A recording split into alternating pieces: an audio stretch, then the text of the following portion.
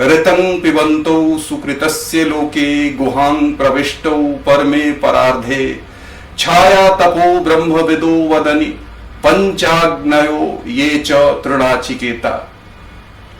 ये नचिकेता जब जाते हैं यमराज के पास, तो यमराज जो उन्हें ब्रह्म विद्या की जानकारी देते हैं और मृत्यु के बाद क्या कुछ होता है उसकी जानकारी देते हैं और किस तरह आप अमर हो सकते हैं उसकी जानकारी देते हैं।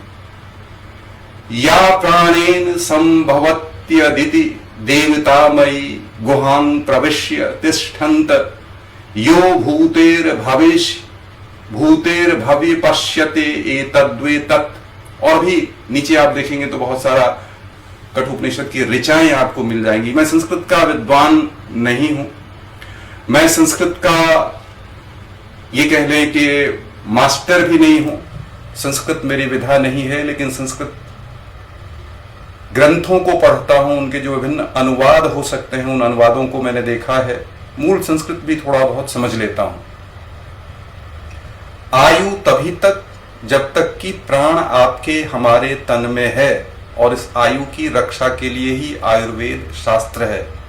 आयुर्वेद के दो शास्त्र सुश्रुत संहिता और चरक संहिता, इन दोनों का थोड़ा बहुत जो मैंने अध्ययन किया है उस अध्ययन के आधार पर कह रहा हूं। वात पित्त और कफ का जो मेरा प्रयोग रहा है, जो अनुभव रहा है, उस अनुभव के आधार पर कह रहा हूं।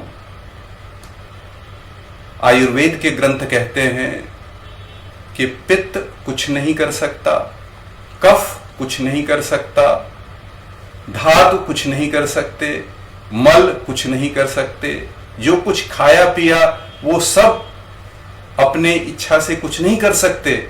उनसे काम लेता है कौन? उनसे काम लेती है वायु।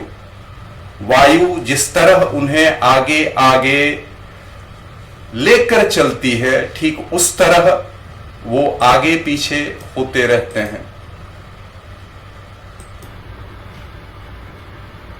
उन्हीं से संबंधित कुछ स्लाइड मैंने आपके साथ शेयर की है। ये स्लाइड मैं बस इसलिए शेयर कर रहा हूं कि आप ये भरोसा कर सकें कि हमारा जो प्राचीन आयुर्विज्ञान रहा है, प्राचीन आयुर्विज्ञान सत्य रहा है।